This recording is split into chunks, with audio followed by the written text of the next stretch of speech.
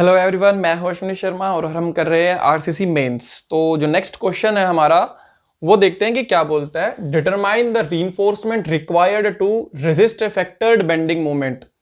आप ये ध्यान रखना, आपको पहले से ही क्या दिया हुआ है, अफेक्टेड बेंडिंग मोमेंट दिया हुआ है, ठीक है, दोबारा फैक्टर करने की जरूरत नहीं है।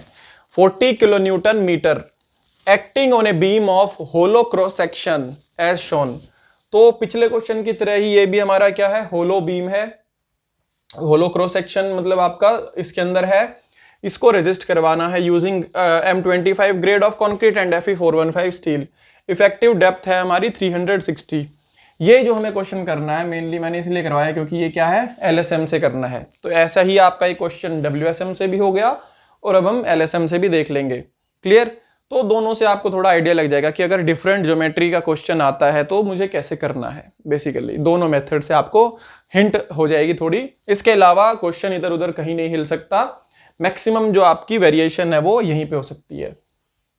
अब क्वेश्चन देखो यार, हमें क्या निकालना है, रीइंफोर्समेंट। ये आपको बीम दिया हुआ है, ये आपको रीइंफोर्समेंट शो की हुई है, आपको बतानी है कि कितनी प्रोवाइड करनी है, मुझे कितने सरिये यहाँ पे देने पड़ेंगे, ठीक है। और ये इस तरह से होलो क्रॉस सेक्शन है आपका एज इट इज।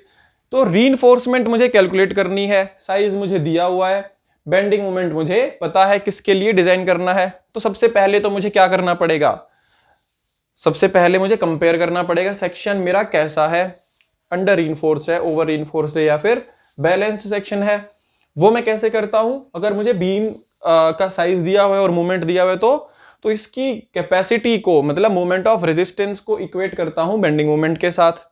अगर बेंडिंग मोमेंट जो मुझे रेजिस्ट करवाना है मोमेंट ऑफ रेजिस्टेंस से ज्यादा आ जाता है तो डबली रीइंफोर्स करूंगा, या मतलब वो ओवर रीइंफोर्स हो गया तो उसको डबली रीइंफोर्स की तरह डिजाइन करूंगा। अगर अंडर रीइंफोर्स है या फिर हमारा बैलेंस्ड सेक्शन है तो उसको उसकी तरह डिजाइन करूंगा। तो बेसिकली जो ओवर रीइंफोर्स आता है या फिर डबली होता है उसके अंदर हम एक्सयू लिमिटिंग को ही यूज करते हैं और बैलेंस्ड में भी। बस जो अंडर रीइंफोर्स सेक्शन आ जाएगा हमारा उसके अंदर क्या हो जाएगा, मैं यहाँ पे XU को ही यूज कर लूंगा। ये चीज क्लियर? तो अब यहां पे पहले चेक कर लेते हैं भाई। अब WSM की बजाय यहां पे क्या है, LSM है, तो हमारा स्ट्रेस डायग्राम जो है वो चेंज हो जाएगा, पैराबोलिक स्ट्रेस डायग्राम आ जाएगा। तो देखते हैं सारी वैल्यूज, वो भी बाद में देखेंगे। सबसे पहले तो हमारी जो फर्स्ट जो हमारा स्टेप रहता है वो क्या रहता है कि सारी वैल्यूज जो गिवन है वो पहले लिख लो। क्या क्या चीज दी हुई है, फैक्टर्ड बेंडिंग मोमेंट दिया हुआ है, मतलब MU दिया हुआ है हमें, BMU 40 kilo newton metre, 40 kilo newton metre इतना रेजिस्ट करवाना है मुझे। होलो क्रॉस सेक्शन दिया हुआ है M25 Fe415 ग्रेड दिए हुए हैं, M25 Fe415 ये हमें ग्रेड दे दिए। और इफेक्टिव डेप्थ है हमारी स्मॉल d है 360। क्लियर? अब यहाँ डायग्राम से चेक कर लेते हैं कुछ चीजें। और कवर दिया हुआ है हमें 40 mm का, ठीक है भाई, इफेक्टिव कवर दिया हुआ है इतना। और साइज जो B है हमें वो दे रखी है 200 + 100, ये हो गई हमारी 300 mm की इसकी विड्थ हो गई। टोटल डेप्थ अगर देखेंगे तो 400 हो जाएगी, तो ये भी लिख लेते हैं। तो टोटल डेप्थ कितनी है, 360 + 40, 400 mm की हमारी टोटल डेप्थ दी हुई है। इसके अलावा कोई अलग से वैल्यू नहीं लिखने की जरूरत। ये 50 mm हमें ये डायमेंशन दे रखी है, तो बाकी जो वैल्यूज हमें जरूरत पड़ेंगी साथ साथ लिखते चलेंगे, कैलकुलेट कर लेंगे साथ साथ। तो यहां पे ये पोर्शन डायग्राम के लिए छोड़ देते हैं। अब काम करते हैं शुरू। हमारा सबसे पहला स्टेप क्या रहेगा भाई, वहां पे हमने XC निकाला था WSM में, यहाँ पे XU लिमिटिंग कंपेयर करेंगे। तो XU लिमिटिंग हम कैलकुलेट कर लेते हैं पहले। XU लिमिटिंग का फॉर्मूला क्या हो जाएगा हमारा, K × D। और K Fe415 के लिए क्या होता है, ग्रेड दिया हुआ है हमें Fe415, कहां गया, लिखा था ना हमने Fe415 दिया हुआ है हमें ग्रेड, तो ये रहा, ठीक है। अब K की वैल्यू हमारी Fe415 के लिए क्या रहती है, 0.48। अगर नहीं याद या क्वेश्चन छोटा है, मार्क्स ज्यादा है, तो आप कैलकुलेट करके भी यहाँ पे आप दिखा सकते हो। अदरवाइज याद है तो आप कर सकते हो। सपोज अभी तक हमने सारे जो वैल्यूज है उनमें 0.48 लिखा है, तो एक में कैलकुलेट भी करके दिखा देते हैं। तो K की वैल्यू क्या रहती है इसके अंदर, 700/1100 + 0.87 Fy ये हो गया इंटू में डी। तो क्या आ गई हमारी वैल्यू यहाँ पे 700 अपॉन 1100 प्लस 0.87 इंटू में 415 इंटू डी क्या दिया हुआ है हमें 360। तो यहां से एक्स यू लिमिटिंग हमारा कितना आ रहा है 700 अपॉन 1100 प्लस 0.87 इंटू 415 इंटू 360 172.47। तो एक्स यू लिमिटिंग हमारा आ रहा है 172.47।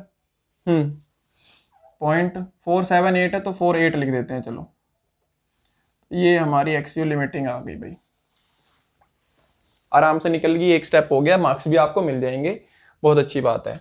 नेक्स्ट स्टेप हमारा क्या रहेगा, किसी बच्चे को अगर नहीं भी आ रहा है कैलकुलेट करना तो क्या करो यार, अगर टाइम नहीं है आपके पास और कोई क्वेश्चन भी नहीं आता, ठीक है, और आपके पास मतलब टाइम है आपके पास और दूसरा कोई क्वेश्चन भी नहीं आता, आप फ्री बैठे हो, तो तब आपको अगर और एक क्वेश्चन शॉर्ट है और ये भी नहीं आता आपको पूरा, तो आप कितना करो, इतना तो स्टेप आप कर ही सकते हो कि एक स्टेप ये निकाल दो एक्सयू लिमिटिंग का, और इसका डायग्राम आप यहाँ पे स्ट्रेस स्ट्रेन कर्व का वो शो कर सकते हो, एक आधी वैल्यूज एक्स्ट्रा लिख दो, तो आपको एटलीस्ट कुछ नहीं से तो कुछ मार्क्स तो यहाँ पे इस स्टेप के भी मिल जाएंगे, और एक्स यू की जो वैल्यू है वो भी आप आगे स्टेप कैलकुलेट करके दिखा सकते हो। तो अगर आता है तो देखो पूरा ही करना पड़ेगा, नहीं आता तो एटलीस्ट ये तो निकाल ही देना यार और डायग्राम बना देना। अब बात आती है स्टेप 2 की, जो कि हमारा क्या है एक्स यू। अब एक्स यू को मैं कैसे कैलकुलेट करूंगा, ठीक है, ये हमारे पास आती है प्रॉब्लम कि भाई एक्स यू को मैं कैसे कैलकुलेट करूंगा। अब इसको आप एक चीज समझिए कि एक्स यू की वैल्यू जो है मेरी, इसके अंदर अब यहां पे इतनी आसान नहीं है, आसान का मतलब कंफ्यूजन क्रिएट करती है हमारी एक्स यू की वैल्यू। कैसे कि इसका जो पैराबोलिक पोर्शन है, मतलब अगर मैं यहां पे डायग्राम के थ्रू अगर स्ट्रेस डायग्राम, इसका स्ट्रेस स्ट्रेन डायग्राम जो है वो बनाता हूं, तो सपोज मेरा कुछ ये मैंने न्यूट्रल एक्सिस अब यहां पे दिखाई है, ठीक है, तब मेरा जो स्ट्रेस स्ट्रेन कर्व है वो कुछ ऐसे आता है। ये चीज क्लियर सबको? तो अगर ऐसे दिक्कत, अगर ऐसे आता है तो मैं क्या कह सकता हूं कि भाई ये जो पूरा का पूरा पोर्शन है, ये यहां से लेके यहां तक ये पूरा पैराबोलिक में आ रहा है, इस रेंज में आ रहा है, तो मुझे कैलकुलेट करना, जब मैं इसकी वैल्यूज कैलकुलेट करूंगा तो मुझे यहाँ पे एक होलो पोर्शन भी आ रहा है, तो ये चीजें कैलकुलेट करना बहुत मुश्किल हो जाएगा, ठीक है। तो मतलब एक केस हमारा ये भी हो सकता है, बट एक केस मैं ये भी मान सकता हूं, अगर ऐसा आता है तो कैलकुलेट कैसे करेंगे वो भी देखेंगे, अगर ये केस बनता है हमारा। तो एक केस ऐसा हो सकता है कि हमारी जो न्यूट्रल एक्सिस है वो हमें यहाँ पे ही मिल जाए, ठीक है, मतलब न्यूट्रल एक्सिस अब मेरी यहाँ पे मिल गई, तो यहाँ पे ही मुझे ये इतना मिल जाएगा, जैसे टी बीम में करते हैं हम लोग, मतलब होलो सेक्शन से पहले ही ऊपर ही मुझे न्यूट्रल एक्सिस मिल गई। अगर ऐसे मिल जाती है तो मुझे, मेरे लिए क्या हो जाएगा, बहुत ईजी हो जाएगा। इसके ऊपर का सेक्शन ये कैसा है, पूरा का पूरा रेक्टेंगुलर है, तो जैसे सिंपल रेक्टेंगुलर बीम को हम सॉल्व करते हैं वैसे ही यहाँ पे सॉल्व कर लेंगे इसको, और इसकी एक्स यू की वैल्यू वैसे ही हम कैलकुलेट कर लेंगे, और आगे भी हम सॉल्यूशन जो है वो उसी हिसाब से करते हैं। तो अगर मुझे इन दोनों में से कोई एक केस ही होगा भाई, या तो होलो सेक्शन के अंदर आएगी न्यूट्रल एक्सिस या इससे ऊपर आएगी, दोनों में से मेरे लिए ये केस काफी इजी है, ये काफी मुश्किल है। तो अगर ये आ जाता है तो ये हमें देखेंगे कि कैसे सॉल्व करेंगे, ठीक है। अभी मुझे पहले एज्यूम करना है, जैसे टी बीम के अंदर हम एज्यूम करते हैं कि मेरी न्यूट्रल एक्सिस फ्लेंज में लाई कर रही है या फिर वेब में, ऐसे ही मैं यहाँ पे एज्यूम करके चल रहा हूं पहले कि मेरी न्यूट्रल एक्सिस सपोज होलो सेक्शन से ऊपर लाई करती है, ठीक है। अगर ऐसा केस है तो मेरा ऐसा कुछ स्ट्रेस स्ट्रेन कर्व बनेगा, और इसके हिसाब से ही फिर मैं इक्वेशंस यहाँ पे लिख दूंगा, फिर मुझे वैल्यू अगर मिल जाएगी, अगर वैल्यू मेरी कम आती है इससे, तो मैं वहां पे कंपेयर करके बता सकता हूं कि मेरा जो एजम्पशन था वो सही था या गलत था। क्लियर? नहीं आता तो फिर मुझे दूसरा केस देखना पड़ेगा, फिर उसके एजम्पशंस देखेंगे कि भाई हमारा जो होलो के ऊपर वाला पोर्शन है वो रेक्टेंगुलर पोर्शन में आ रहा है या नहीं आ रहा, कैसा भी है, तो वो फिर मुझे उसके हिसाब से कैलकुलेशन करनी पड़ेगी। पहला केस हम यही लेके चलते हैं कि मैं एज्यूम करता हूं, assume neutral axis lies above the hollow section, ठीक है, that is XU is less than और इक्वल टू होलो सेक्शन से ऊपर की कितनी है ये 50। तो एक्स यू हमारी 50 या 50 mm से कम या 50 mm के बराबर है। बराबर भी हुई तो मुझे कोई दिक्कत नहीं है यहाँ तक भी, या ये जो आपका बराबर में भी यहाँ पे केस आएगा कुछ, तो उसमें भी मुझे कोई प्रॉब्लम नहीं होगी। क्लियर? तो ये केस मैं एज्यूम करके चल रहा हूँ, वही 50 या 50 से कम मेरी एक्स यू की वैल्यू आती है। अगर ऐसा केस होता है तो मैं कैसे कैलकुलेट करूंगा एक्स यू की वैल्यू? तो ये हमारा नॉर्मल रेक्टेंगुलर बीम की तरह हो जाएगा। तो जब मैं यहाँ पे निकालता हूँ एक्स यू की वैल्यू, अब देखो यहाँ पे जनरली हम एक्स यू कैसे निकालते हैं, C force equals to T force equate करके, बट यहाँ पे टी फोर्स के लिए मुझे रीइंफोर्समेंट की जरूरत पड़ेगी 0.87 FY इंटू AST। तो AST की वैल्यू मेरे पास नहीं है, वही मुझे कैलकुलेट करनी है। तो कैसे कैलकुलेट कर सकता हूं? मुझे बेंडिंग मोमेंट दिया हुआ है 40, इतने के लिए मुझे डिजाइन करना है। ये डिजाइन करना है तो इसी के लिए मैं इसको ही स्ट्रेंथ मान के यहाँ पे कैलकुलेट कर सकता हूं कि इसकी स्ट्रेंथ कितनी आ रही है, या इतने को रेजिस्ट करने के लिए मुझे यहाँ पे कितनी एक्स यू की वैल्यू की जरूरत पड़ेगी। ठीक है, मतलब आप इसी बेंडिंग मोमेंट को रेजिस्ट करवाने के लिए यहाँ पे मान सकते हो इस तरह से कि m जो आएगा आपका, या एम यू जो है वो किसके बराबर हो जाएगा, सी फोर्स इंटू में लीवर आर्म। ठीक है, bending moment equals to C force into lever arm. अब सी फोर्स आपकी क्या है यहाँ पे, जो हम यहाँ पे कैलकुलेट करेंगे, जो आपकी यहां से आपको मिलेगी। ठीक है, और इंटू लीवर आर्म भी हमें यहीं से मिल जाएगा। ये क्लियर? और मूवमेंट में क्या रेजिस्ट करवा रहा हूं, मुझे कितना रेजिस्ट करवाना था 40। अगर मुझे नहीं दिया हुआ तो इतने को ही मैं मूवमेंट ऑफ रेजिस्टेंस मान के सब कुछ डिजाइन कर देता हूं ना यार, वही चीज कर रहे हैं बेसिकली हम।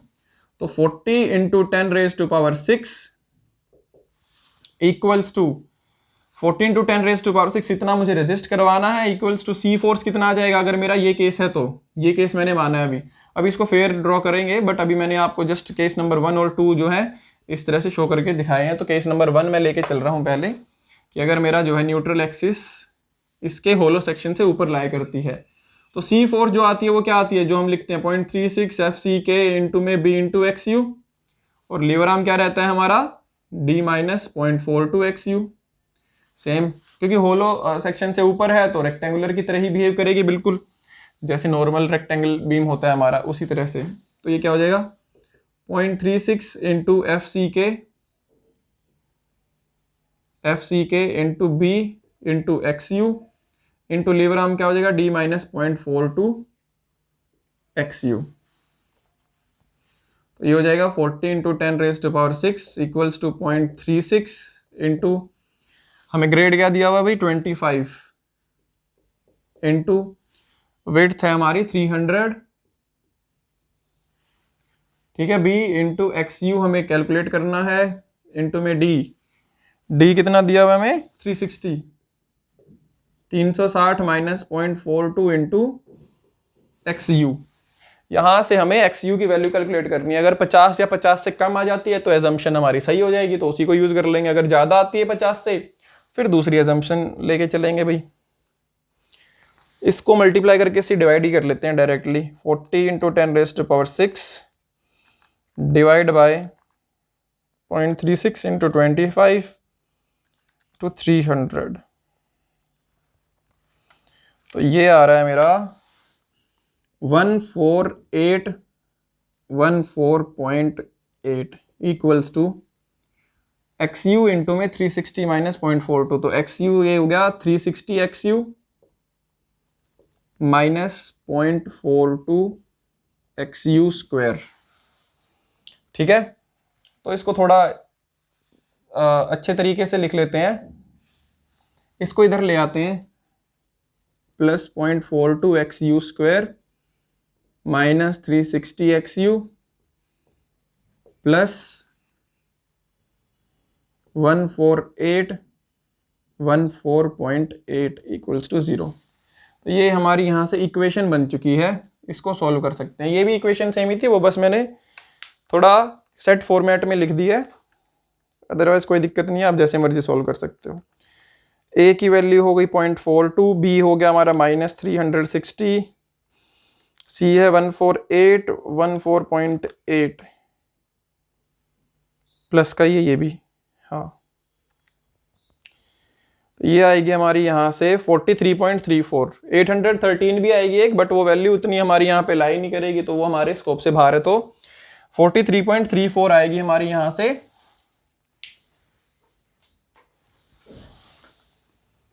XU की वैल्यू।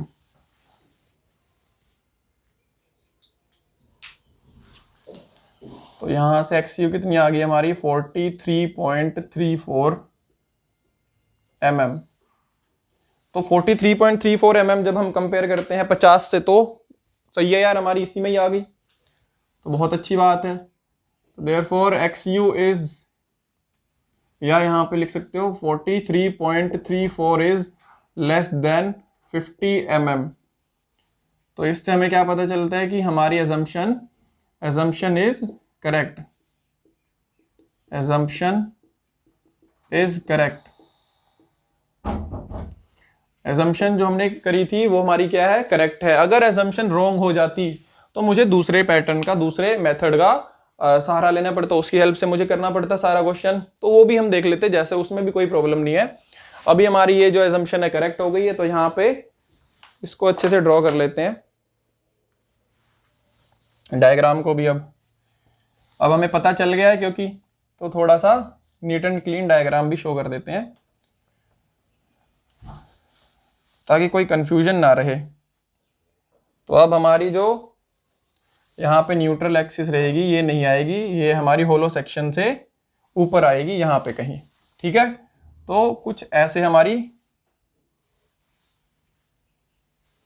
यहाँ पे हमारा जो स्ट्रेस स्ट्रेन डायग्राम है कुछ ऐसा बनेगा, और ये हमारी सी फोर्स आ गई।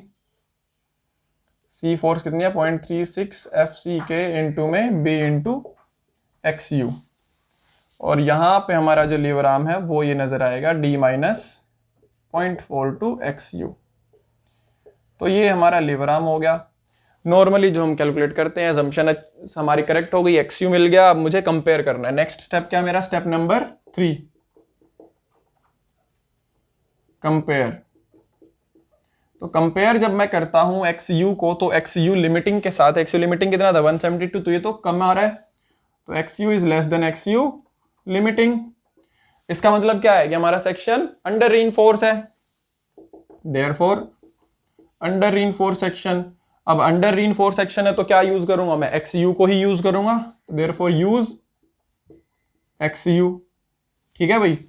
तो अब मुझे क्या निकालना था, एरिया ऑफ स्टील, कितना रीइंफोर्समेंट चाहिए मुझे इतना मूवमेंट रेजिस्ट करवाने के लिए। तो इतना मूवमेंट रेजिस्ट करवाने के लिए मुझे कितना चाहिए, तो AST मुझे कितना कैलकुलेट करना पड़ेगा भाई, या तो डायरेक्टली इक्वेशन लिख लो या फिर इक्वेशन से ही लिख के बता देते हैं, क्योंकि हमारी क्वेश्चन काफ़ी कंप्रेस हो गया, तो स्टेटमेंट हमें थोड़ा सा ज़्यादा लिखनी पड़ेंगी अब। तो मूवमेंट ऑफ रेजिस्टेंस हमारा MU जो होगा वो कैसे निकालेंगे हम, T इंटू लीवर आर्म से यहाँ पे अब, ठीक है भाई, क्योंकि यही फेल करेगा पहले, तो इसी से ही मुझे इसको बताना पड़ेगा कि कितना मेरा मूवमेंट आएगा, सॉरी स्टील का एरिया आएगा।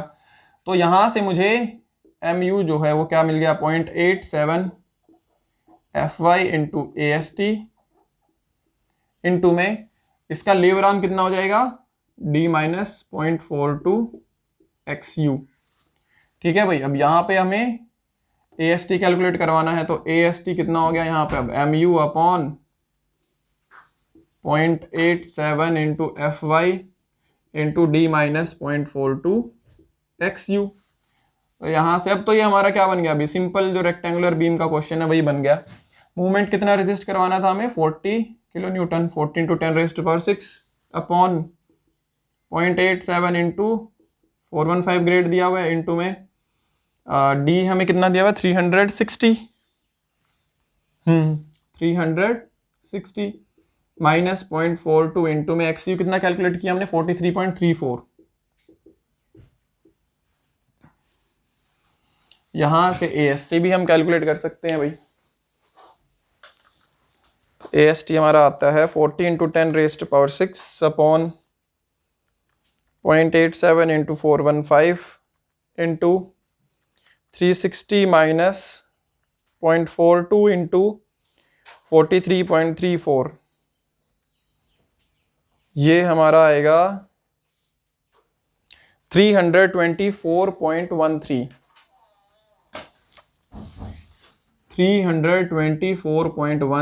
mm², AST हमने कैलकुलेट कर दिया यहाँ पे। तो जो रिक्वायर्ड हमारी डायमेंशन थी वो हमने यहाँ पे बता दी, AST इतना चाहिए। तो यहाँ पे आप शो कर सकते हो फाइनली कि हमें जो स्टील का एरिया है, AST जो यहाँ पे दिया है, ये कितना दिया हुआ है भाई, 324.13 mm²। क्लियर। और XU की भी वैल्यू आप यहाँ पे दिखा सकते हो। ये क्या है आपका XU है, XU कितना आ रहा था, 43.34, ठीक है। और यहाँ पे आपका ये क्या है, T फोर्स 0.87 इंटू FY।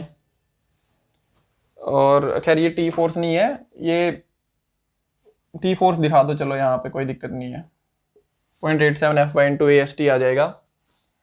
तो आप इसको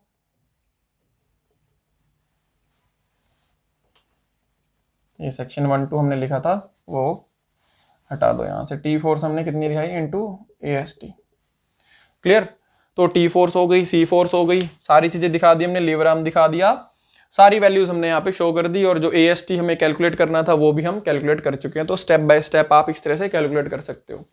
देखो मैंने आपको पहले भी बताया था कि इस तरह का जो बीम है वो क्रॉस सेक्शन देख के ही आधे बच्चे, 80% बच्चे जो इसको टच ही नहीं करेंगे। तो जब आपको पता चलेगा कि सेक्शन तो हमारा क्या है, बिल्कुल रेक्टेंगल की तरह ही है, तो आगे प्रोसीजर तो कैसा है, बिल्कुल सेम ही है।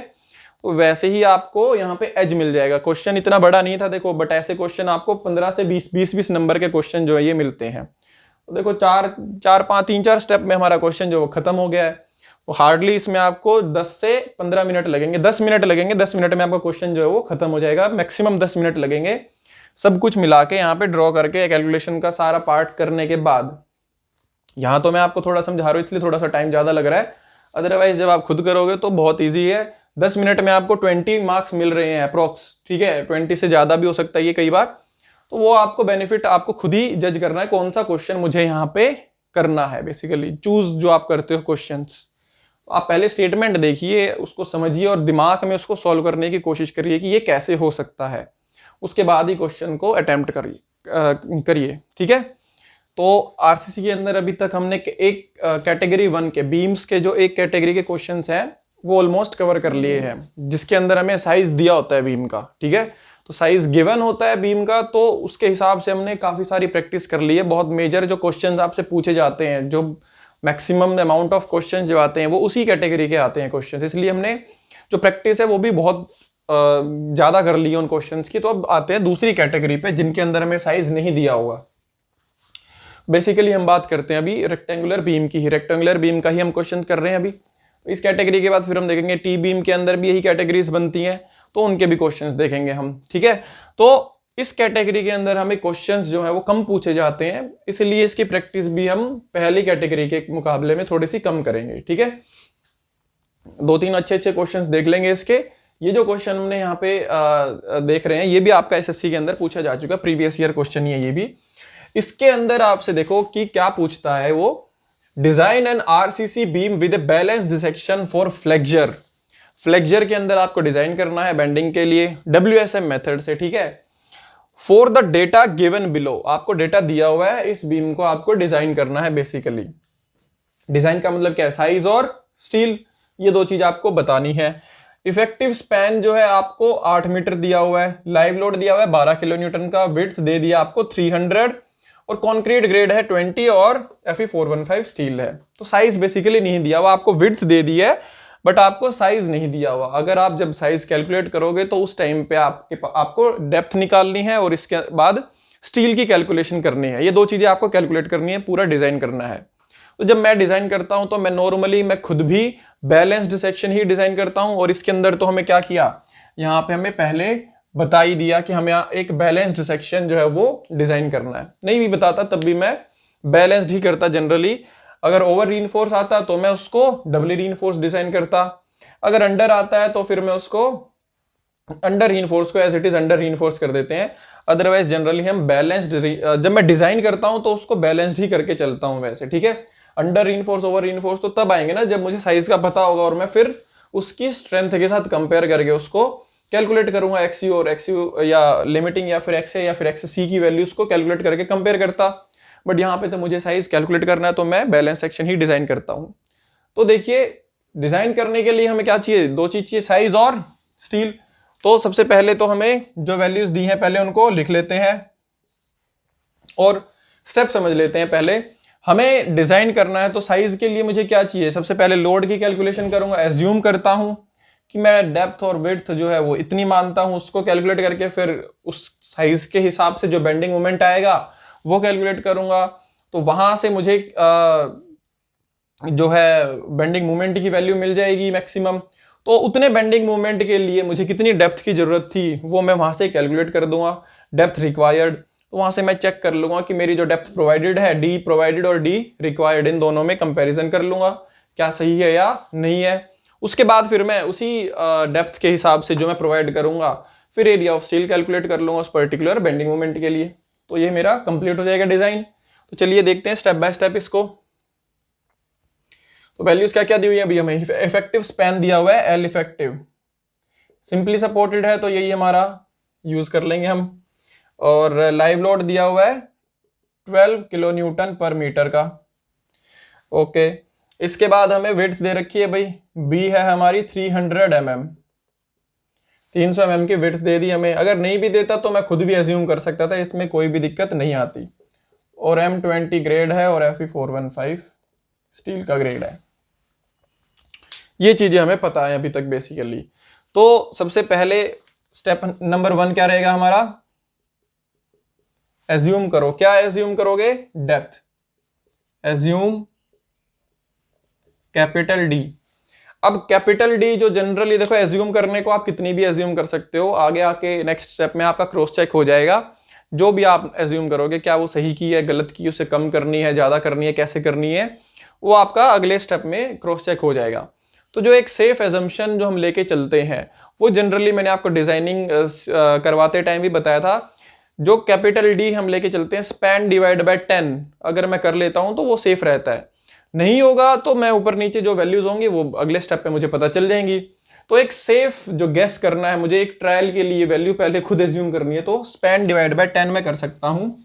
ये कोई फॉर्मूला नहीं है बेसिकली, ये एक सेफ आइडिया है इसको एज्यूम करने का। तो स्पैन डिवाइड बाय 10, स्पैन क्या दिया हुआ है हमें, 8 मीटर दिया हुआ है, तो 8000 डिवाइड बाय 10 कितना हो गया हमारा यहाँ पे 800 mm, 800 mm हमारा यहाँ पे कैपिटल डी आ गया भाई।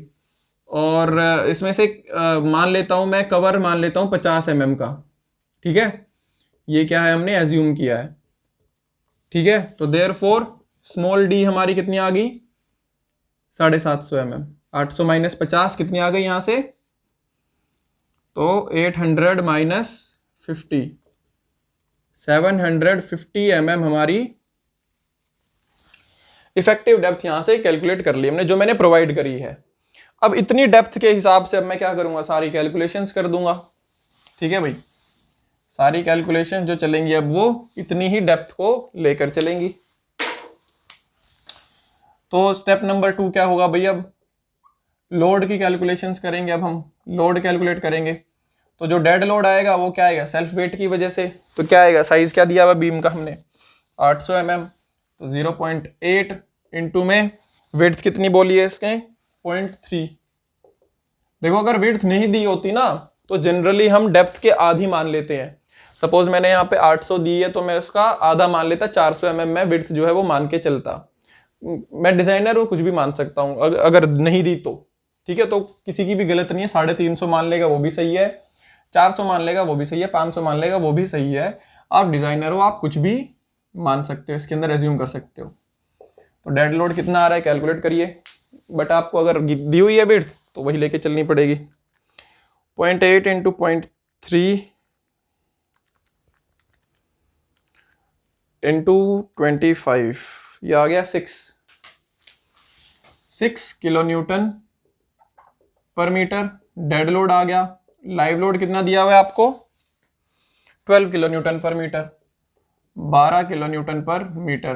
तो टोटल लोड आपका कितना हो गया यहाँ से 12 और 6 18, 18 किलो न्यूटन पर मीटर। ये आपका यहां से टोटल लोड आ गया। अब आपको WSM से डिजाइन करना है। ये देखिए यहाँ पे आपको कहीं क्या कहीं पे मेंशन किया हुआ था कि कौन से मेथड से आपको, हाँ ये देखो WSM से आपको बोला हुआ है। अगर नहीं बोला तो आप LSM से करके चलना भाई, क्योंकि अब जो मेथड आपका लेटेस्ट मेथड है वो LSM ही है। अगर आपको कहीं भी मेंशन नहीं है और कोई हिंट नहीं दी मेथड की तो आप LSM से डिजाइन करोगे। दिया है इसके अंदर इसलिए WSM से। तो WSM में आपका फैक्टर नहीं किया जाता लोड। तो इसके बाद क्या होगा, step number suppose 3 bending movement. तो बेंडिंग मूवमेंट कितना आएगा यहां से, W L square L effective square upon 8। ठीक है भाई, ये किसके लिए होता है, सिंपली सपोर्टेड बीम के लिए यही रहता है हमारा फॉर्मूला। तो W कितना आया था हमारा 18 इंटू में L कितना था, कितना दिया हुआ L हमें 8 मीटर, 8 स्क्वायर अपॉन 18। यहां से हमारा जो बेंडिंग मोमेंट आ जाएगा वो कितना आएगा 8 into 64 sorry 18 into 64 divide by 8 144 kilo newton metre हमारा बेंडिंग मोमेंट आ चुका है भाई। तो इतना बेंडिंग मोमेंट हमारा बीम का आएगा। अब इतने बेंडिंग मोमेंट के लिए क्या मेरा जो बीम है वो सेफ है, अगर मैं इतनी डेप्थ देता हूं तो इसी चीज को चेक करने के लिए हम क्या करेंगे यहाँ पे डेप्थ रिक्वायर्ड। तो स्टेप नंबर 4 डी रिक्वायर्ड हम यहां से चेक करेंगे। तो डेप्थ रिक्वायर्ड का फॉर्मूला क्या रहता है हमारा, bending moment upon Q into B. यही ऐसे ही चेक करते हैं भाई हम। ठीक है, लिमिटिंग सेक्शन या जो आपका क्रिटिकल जो आपका बैलेंस्ड सेक्शन होगा उसके साथ कंपेयर करेंगे। ठीक है, तो यहां से हमारी जो डेप्थ रिक्वायर्ड आनी चाहिए वो कितनी आनी चाहिए, Q और B की वैल्यू हम यहां से पहले कैलकुलेट कर लेते हैं। तो Q की जो वैल्यू होगी वो आपकी क्या होती है, half C into J into के, ये होती है। पहले इसको कैलकुलेट कर लेते हैं फिर इसमें पुट कर लेंगे। C की वैल्यू आपको कितनी दी हुई है भाई, यहाँ पे C की वैल्यू जो है मतलब सिग्मा CBC, ग्रेड क्या है आपका 20। तो C की जो वैल्यू हो जाएगी M20 के लिए कितनी होती है 7 न्यूटन पर mm स्क्वायर, आपको पता होनी चाहिए। ठीक है भाई, तो ये आपको ग्रेड दिया हुआ है तो वहां से पता चल जाएगा। और K की जो वैल्यू होती है वो क्या होती है आपकी, यहाँ पे ग्रेड क्या दिया हुआ है Fe415। तो Fe415 के लिए जो आपकी वैल्यू होती है WSM के अंदर वो कितनी रहती है, K की जो वैल्यू होगी या तो आप कैलकुलेट कर सकते हो MC/T प्लस MC के फॉर्मूले से, अदरवाइज आपको अगर याद है तो आप डायरेक्टली भी वैल्यू पुट कर सकते हो। सपोज मुझे वैल्यू याद नहीं है तो मैं कैलकुलेट कैसे करूंगा, MC/T प्लस MC। तो MC की वैल्यू कितनी रहती है 93.33 अपॉन T की वैल्यू हमें कौन सा ग्रेड दिया हुआ है 415। तो T की वैल्यू हमारी क्या हो जाएगी यहाँ पे 230। तो 230 प्लस 93.33। तो यहां से हम K की वैल्यू जो है वो कैलकुलेट कर लेंगे। 93.33 अपॉन 230 प्लस 93.33 0.288 मतलब 0.289। ठीक है, यही वैल्यू होती है हमारी। तो ये कैलकुलेट कर ली हमने। तो K की वैल्यू भी पता चल गई। अब क्या बच गया हमारा यहाँ पे J। तो J की वैल्यू कैलकुलेट करते हैं इसके बाद। J की वैल्यू जब कैलकुलेट करेंगे तो J का फॉर्मूला क्या रहता है हमारा 1 माइनस K/3। तो 1 माइनस K की वैल्यू कितनी निकाली थी हमने 0.289 डिवाइड बाय 3। तो ये वैल्यू कितनी आएगी हमारी, कैलकुलेट कर लेते हैं। 1 माइनस 0.289 डिवाइड बाय 3 0.9। तो 0.9 हमारी वैल्यू आ जाती है यहां से J की। तो Q की वैल्यू में हमें जो जो फैक्टर्स की जरूरत थी सारे वैल्यू फैक्टर्स निकाल लिए, C पता चल गया, J और K ये सारी वैल्यूज हम कैलकुलेट कर चुके हैं। तो अब इसको पुट कर देते हैं यहाँ पे।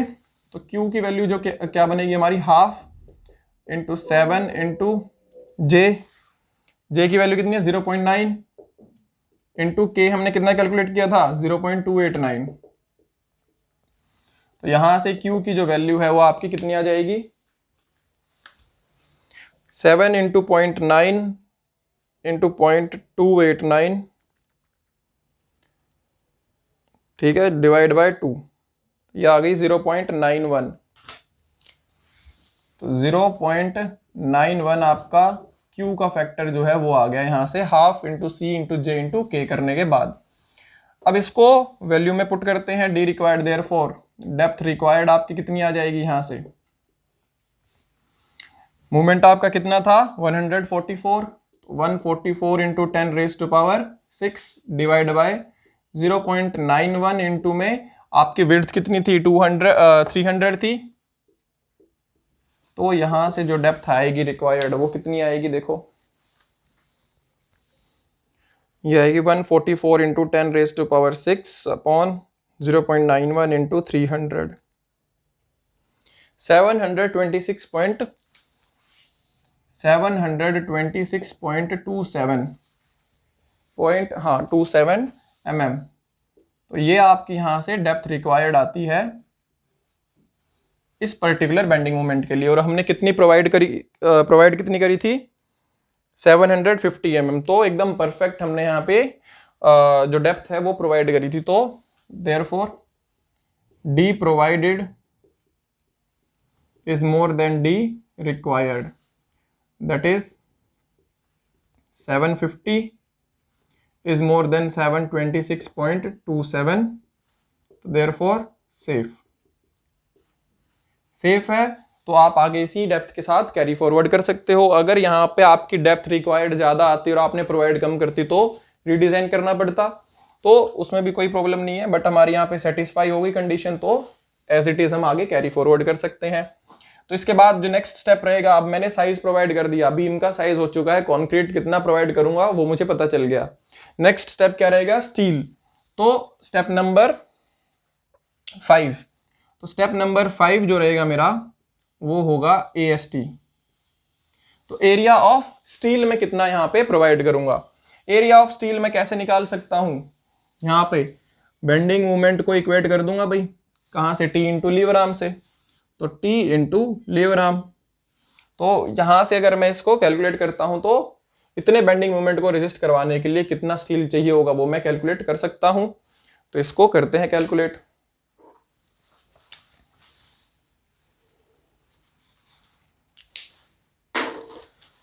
तो बेंडिंग मूवमेंट हमारा कितना है 144 into 10 raise to power 6 equals to T force हमारी क्या रहेगी, सिग्मा ST इंटू में AST, ठीक है भाई, sigma ST into AST into में लीवर आर्म। लीवर आर्म हमारा क्या होगा D माइनस XC बाय 3, ये हमारा लीवर आर्म हो जाएगा। तो सॉल्व कर लेते हैं, 144 into 10 raise to power 6 equals to sigma ST हमारी वैल्यू क्या है 230 इंटू AST हमें कैलकुलेट ही करना है, इंटू में D हमने कितना प्रोवाइड किया था 750, ठीक है, माइनस XC की वैल्यू क्या हो जाएगी हमारी यहाँ पे, वो कैलकुलेट हमने नहीं करी तो डायरेक्टली यहाँ पे भी लिख सकते हैं, क्या होता है K into D upon 3, clear.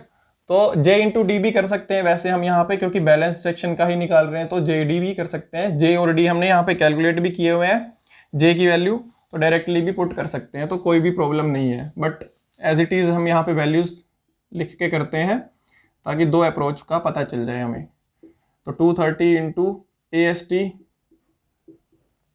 Into 750 minus K की वैल्यू कितनी आई थी 0.289 इंटू D कितना है 750 अपॉन 3।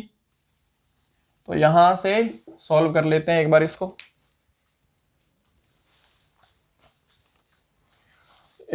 डिवाइड कर लेते हैं 144 इंटू 10 रेज टू पावर 6, ठीक है, डिवाइड बाय 230, तो ये आ जाएगा हमारा 626,086.95 equals to AST into 750 minus, ये लिख लेते हैं सॉल्व करके कितना आता है 289 इंटू 750 डिवाइड बाय 3, 72.25। ठीक है, तो ये माइनस करके कितना आ रहा है, 750 में से माइनस करेंगे तो 677.75, 626086.95 इक्वल्स टू 677.75 AST।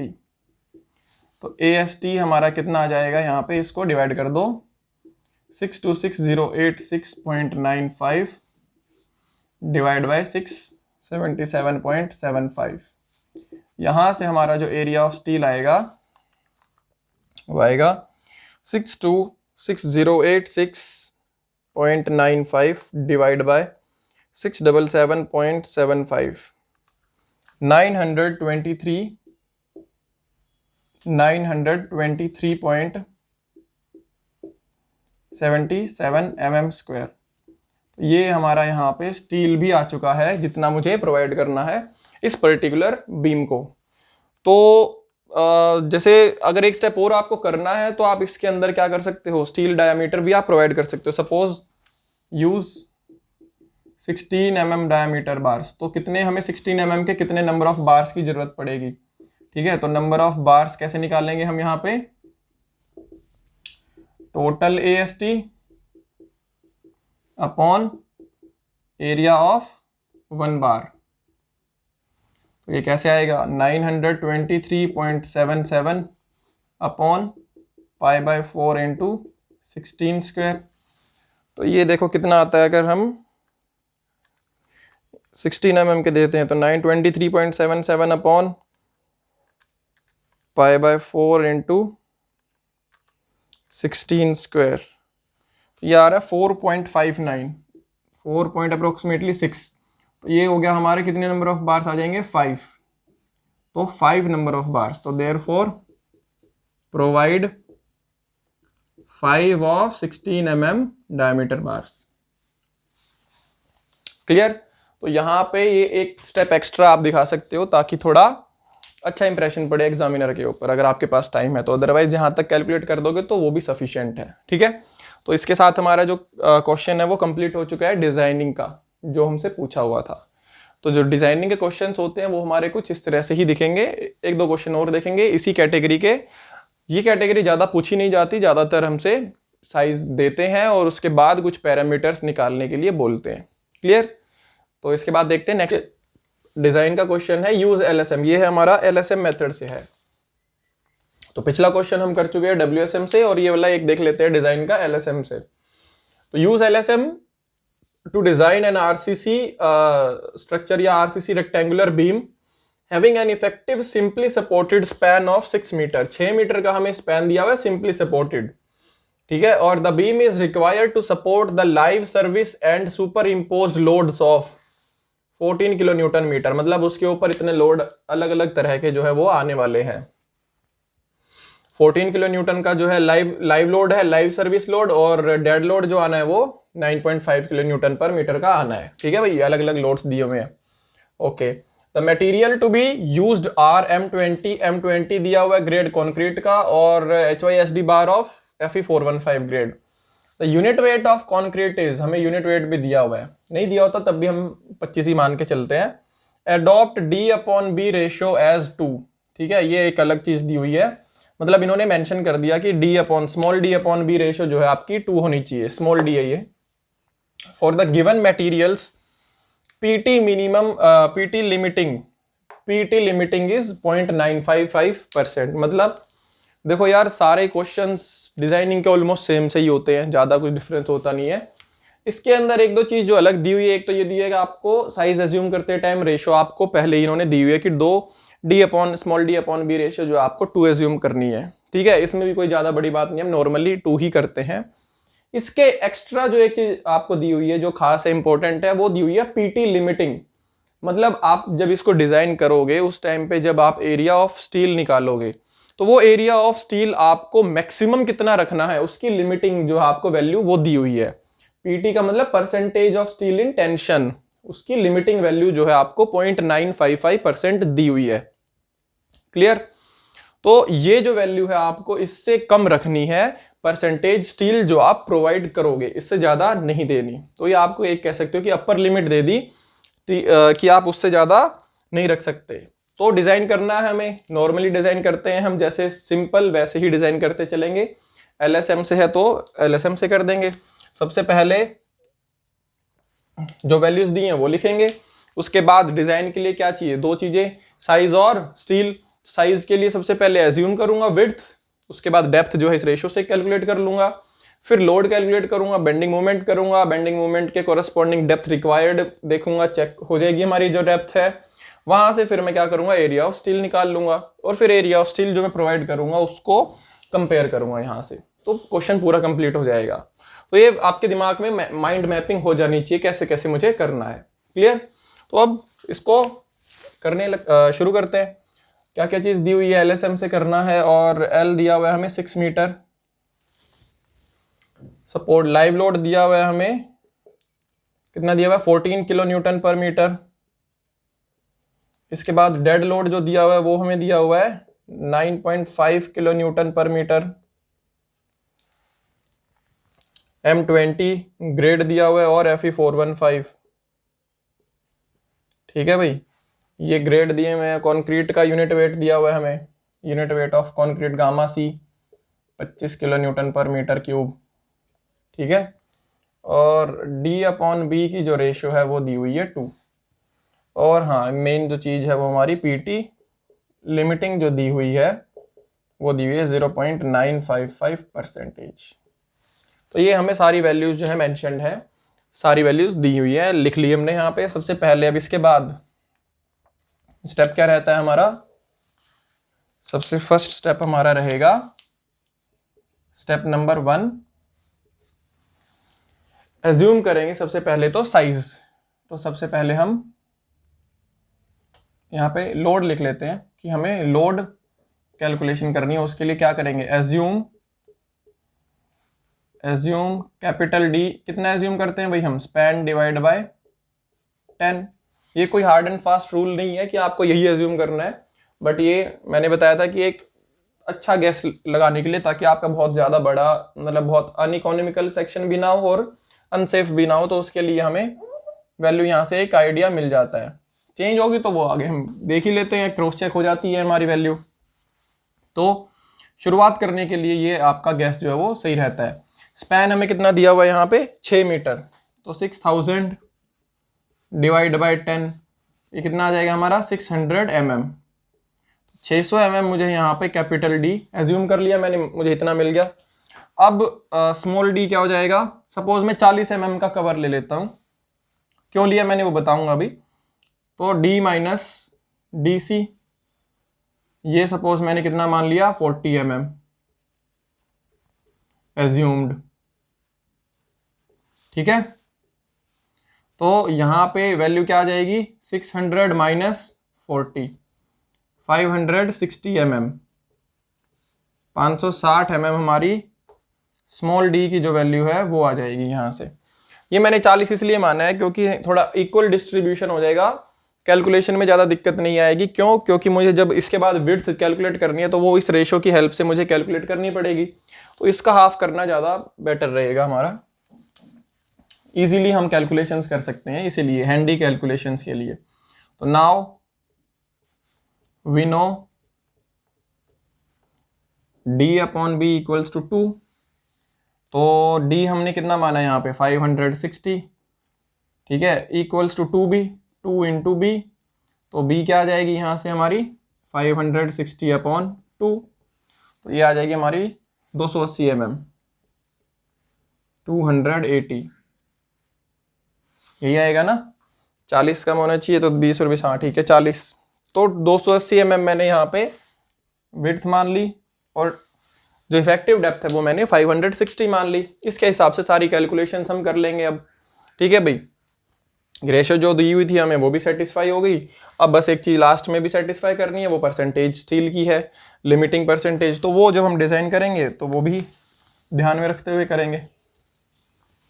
ठीक है, लास्ट में खैर चेक करना है वो तो हमें। इसके बाद हमारा लोड कैलकुलेशन के लिए जब हम लोड कैलकुलेट करेंगे तो सेल्फ वेट जब हम निकालेंगे यहाँ पे सेल्फ वेट, तो सेल्फ वेट हमारा कितना आ जाएगा, साइज क्या था हमारा, कैपिटल डी क्या था 600, तो 0.6 इंटू बी कितना माना है 0.28, 0.28 इंटू 1 इंटू 25, ये देखो कितना आ रहा है 0.6 इंटू 0.28 इंटू 25, 4.2 किलो न्यूटन पर मीटर।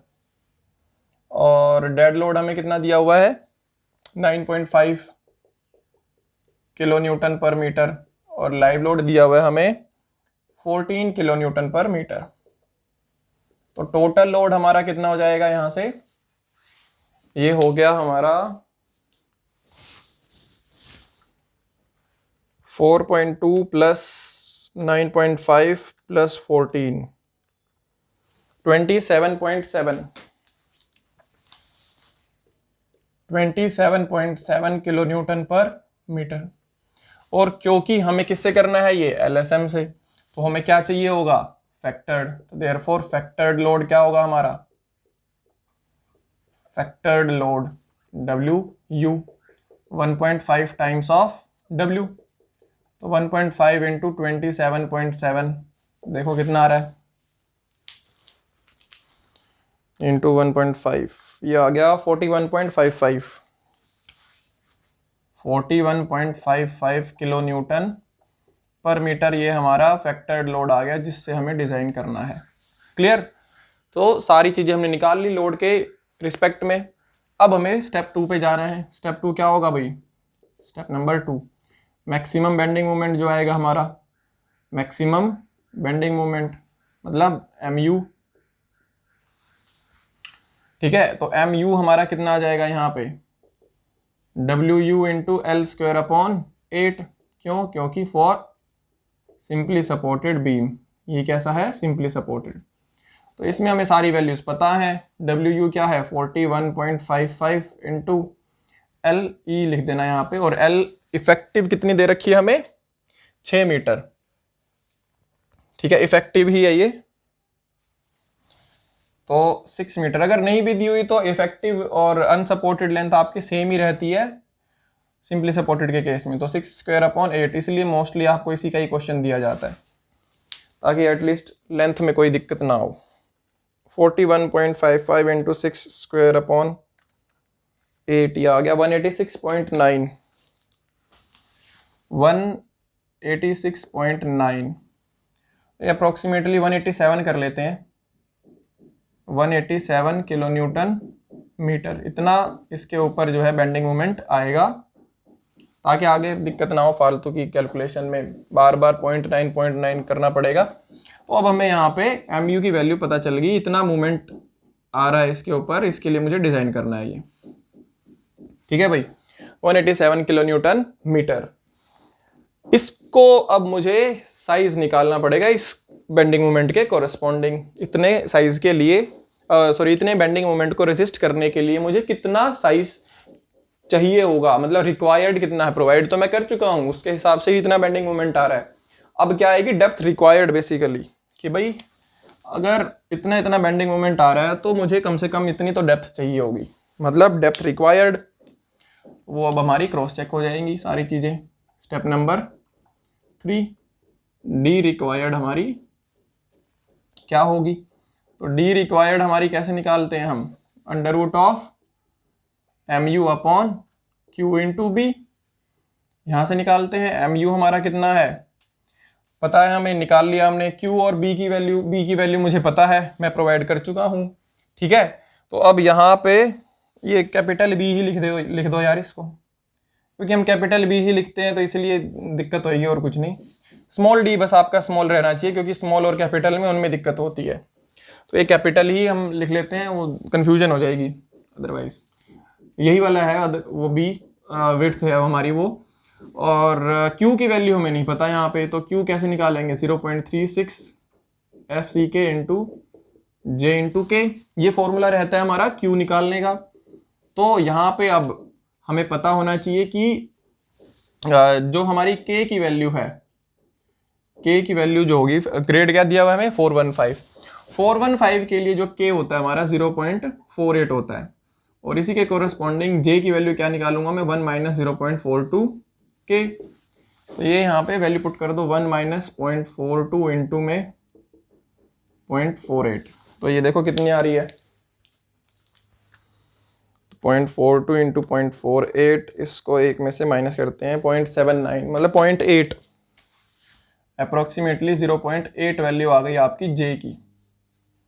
तो जे पता चल गया, के पता चल गया, इसके अलावा एफ सी के हमें पता ही है, तो देयरफॉर क्यू क्या हो जाएगा 0.36 इंटू एफ सी के ग्रेड क्या है हमारा 20 इंटू 0.48 इंटू 0.8, यहाँ से हमारा Q जो है वो कितना आएगा 0.36 इंटू 0.48 इंटू 0.8 इंटू 20, 2.76 ये आ रहा है 2.76 Q जो है।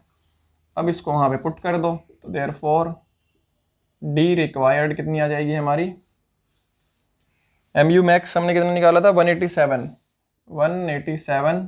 इंटू 10⁻6 अपॉन 2.76 इंटू विड्थ कितनी थी 280 थी, हाँ। तो यहाँ से जो वैल्यू आएगी डेप्थ की वो देखो कितनी आती है, 187 इंटू 10⁻6 अपॉन 2.76 इंटू 280, ये आ रही है 491.9, मतलब 492 कर देते हैं, 492 अप्रोक्सीमेटली हमारी यहाँ पे डेप्थ रिक्वायर्ड आ रही है। और हमने कितनी दी हुई है भाई यहाँ पे 560, तो परफेक्ट है, कोई भी दिक्कत नहीं है, सही है, इतना है। तो therefore D provided is more than D required, that is 560 is more than 492, therefore safe है, बहुत अच्छी बात है भाई, कोई भी प्रॉब्लम नहीं होनी चाहिए। तो सेम डिज़ाइन के साथ कंटिन्यू कर सकते हैं, डेप्थ मुझे पता चल गया, साइज मैंने बता दिया, अब क्या बचा एरिया ऑफ स्टील। तो नेक्स्ट जो है हमारा स्टेप नंबर 4, स्टेप नंबर 4 क्या बनेगा हमारा, एरिया ऑफ स्टील। अब एरिया ऑफ स्टील कैलकुलेट करोगे तो उसको आप कैसे कैलकुलेट करोगे, कितना बेंडिंग मोमेंट रेजिस्ट करवाना है आपको, इतना, तो इतने बेंडिंग मोमेंट के लिए आपको कितना एरिया ऑफ स्टील रिक्वायर्ड होगा बेसिकली, ठीक है। तो ये आप कैसे कैलकुलेट करोगे देखो, और जब हम डिज़ाइन करते हैं तो मैंने आपको बताया था डिज़ाइन करते टाइम यही मेरा क्या हो जाएगा लिमिटिंग, मतलब मूवमेंट ऑफ रेजिस्टेंस मान के ही मैं डिज़ाइन करता हूँ इसको, ठीक है। तो डिज़ाइन करते टाइम ये भी मेरा डिज़ाइन कैसा था, मतलब इसको मैं एज अ बैलेंस्ड सेक्शन ही, लिमिटिंग सेक्शन ही डिज़ाइन करता हूँ। तो एक्स यहाँ पे हमारा क्या हो जाएगा, एक्स यू लिमिटिंग बन जाएगा, तो ये हमारा हो जाएगा MU क्या हो जाएगा T इंटू लीवर आर्म। यहाँ से अगर मैं करता हूँ तो T इंटू लीवर आर्म क्या होता है 0.87 FY इंटू में AST इंटू लीवर आर्म क्या होता है D माइनस 0.42 XU लिमिटिंग। तो ये XU लिमिटिंग आ जाएगा वहाँ पे, ठीक है। ये J इंटू डी भी कर सकते हैं, तो हमने कैलकुलेट किया हुआ है तो उसी से ही कर देंगे भाई, JD से कर देंगे। ये क्या हो जाएगा J इंटू डी होता है ये हमारा 0.87 FY into AST into JD, ये कैलकुलेट भी किया हुआ है, हमारी कैलकुलेशन भी बच जाएंगी। तो देयरफॉर AST क्या आ जाएगा यहाँ से MU upon 0.87 FY into JD। MU हमारा कितना था 187 इंटू 10⁻6 अपॉन 0.87 इंटू 415 ग्रेड है हमारा यहाँ पे, हाँ। और J की वैल्यू 0.8 हमने कैलकुलेट करी थी इंटू, और हमारी इफेक्टिव डेप्थ कितनी थी 560। यहाँ से हमारा जो AST आएगा देखो कितना आता है 187 into 10⁻6 upon 0.87 into 415 into 0.8 into 560 1156.1 1156.1 mm²। ठीक है, तो अप्रोक्सीमेटली इसको क्या कर दो यार, 1160 कर देते हैं, 1160 mm², इतना प्रोवाइड कर देते हैं राउंड ऑफ करके। ठीक है, तो ये हमने प्रोवाइड कर दिया, एज इट इज भी लिख सकते हो, कोई दिक्कत नहीं है। तो इतना तो मैंने स्टील प्रोवाइड कर दिया, बट एक चीज हमें यहाँ पे, मुझे डिजाइन मेरा कंप्लीट हो चुका है, बट एक एक्स्ट्रा चेक जो है वो लगाने के लिए हमें यहाँ पे कंडीशन दी हुई है कि इसके अंदर जो हमारा पीटी लिमिटिंग है, मतलब percentage of steel limiting section का, मतलब लिमिटिंग होगा, मैक्सिमम वैल्यू जो होगी वो 0.955% से ज़्यादा नहीं होनी चाहिए। तो वो मुझे कंपेयर करनी पड़ेगी, अगर ज़्यादा आ रही है तो फिर मुझे डिज़ाइन चेंज करना पड़ेगा, ज़्यादा स्टील नहीं देना मुझे। ठीक है, तो नाउ पीटी निकालते हैं पहले। तो ये क्या है हमारा PT percentage AST upon B into, वैसे तो कैपिटल डी करते हैं, बट यहाँ पे स्मॉल डी से भी अगर हम करते हैं तो देखो कितना आता है।